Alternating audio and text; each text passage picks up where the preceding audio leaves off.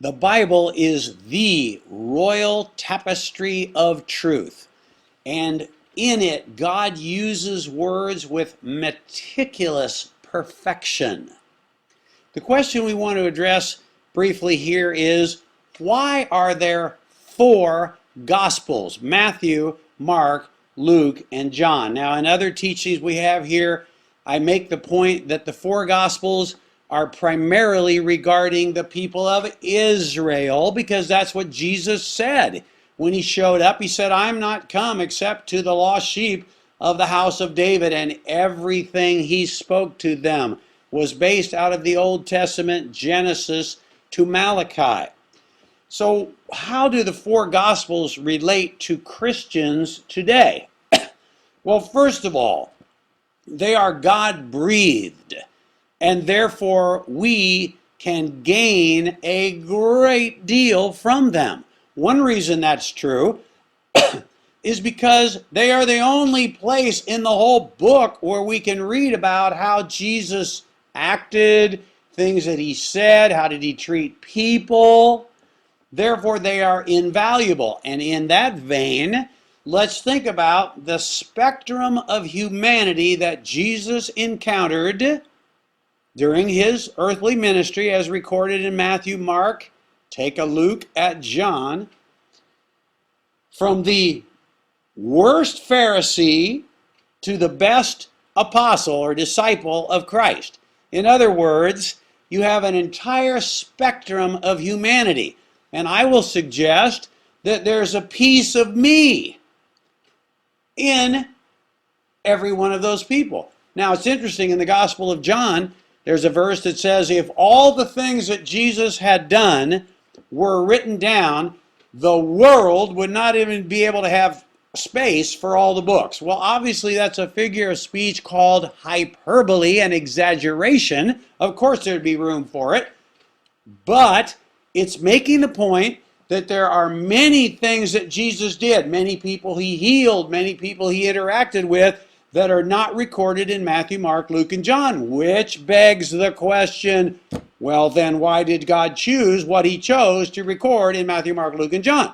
And I'm going to assert that it's because we can see a slice of our behavior in each of these people, and we can know how Jesus will respond to us when we act like this, like this, like this, like this.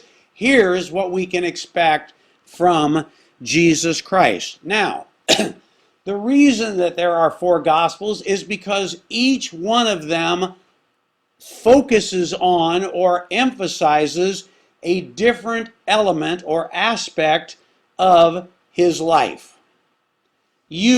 I don't know you perhaps, or maybe I do, but I can't see who you are right here in this little camera.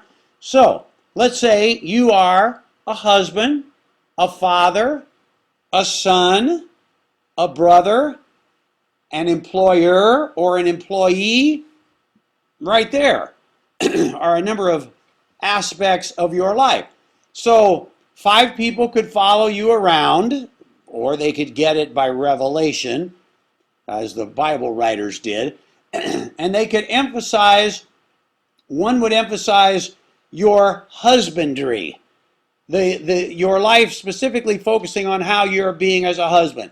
Others as a father, the other one as a father, another one as a brother, another one as a son, another one as an employer, that kind of thing. You see the point?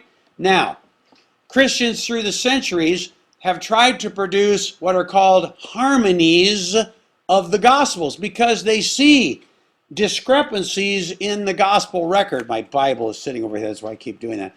They see discrepancies, and they don't know how to resolve them. So they try to make them all fit together, and no, it isn't going to work that way. What we need to do is let the Word speak for itself. And there's a wonderful Hebrew word spelled T-S-E-M-A-C-H, semach. It's usually translated branch. It means something springing up. And of course, it's prophetically referring to Jesus Christ and its key uses in the Old Testament, that he sprung up out of God, that he sprung up. He was the branch that would bear fruit, and so forth.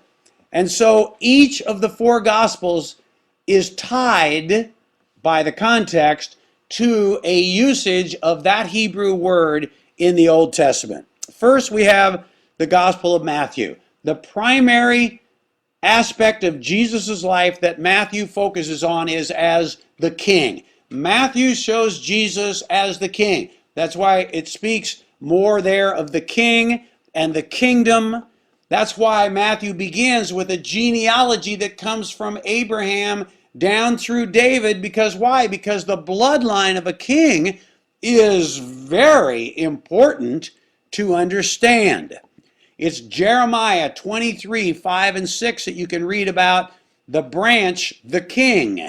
And that is pointing toward what was recorded in the Gospel of Matthew. I think there are more than 60 quotes from the Old Testament in Matthew, more than in any of the other Gospels. Why?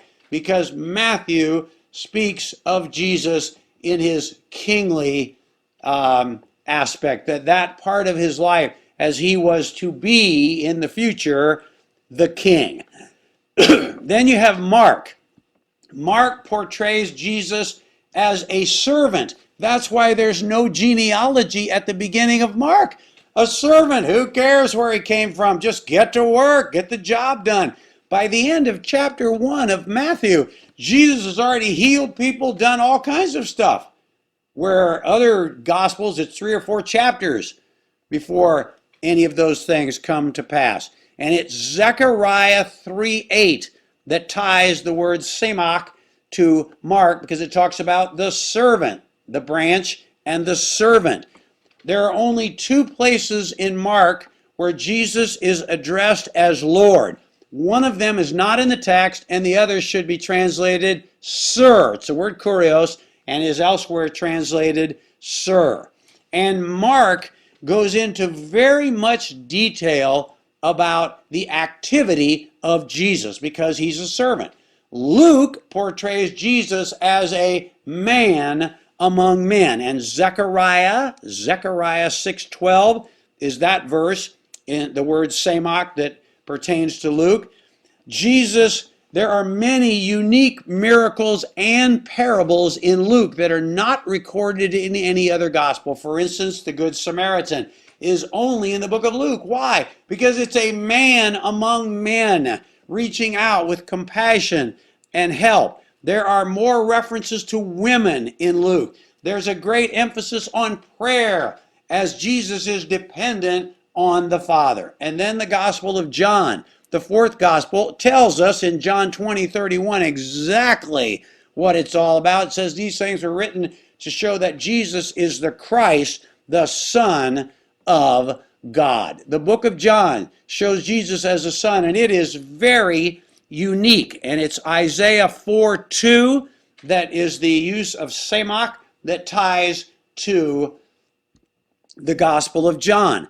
There are 8 signs. They're not called miracles, they're called signs. Semeion is the word. And each one, this was the first miracle, this was the second miracle, so that we are to count them and see the significance of 8 and each of those signs and that Jesus did.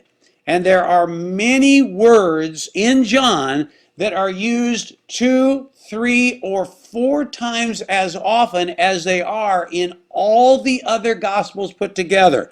For example, glorify, the Father, my Father, light, life, truth, love, witness. Those words are all over the Gospel of John. And so God, in his infinite wisdom and precision, has authored a text, the Bible, that is perfect. And it is so rich, and it is so deep. And there are truths, new truths that you can see, and new things you can apply every time you read. And when we sit down, it says, and open the book, it's as if we should hear, "Hey, John, oh my gosh, God is talking to me. I better focus, I better listen, I better get it." And the Spirit of God will work in you to help you understand what the Spirit moved people to write.